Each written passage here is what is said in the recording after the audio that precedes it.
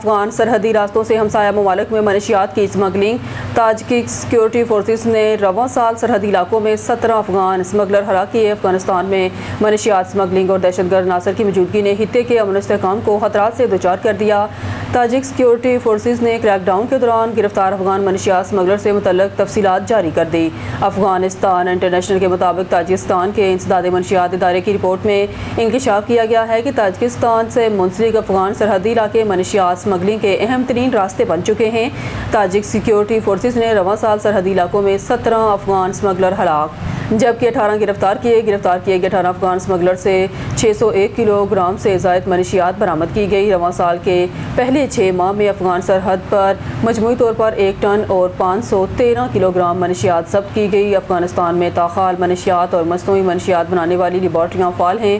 2025 میں افغان سرحد پر 2742 kilo gram منشیات ضبط ہوئی جبکہ 2024 کے مقابلے میں 50% اضافہ ظاہر کرتی ہے۔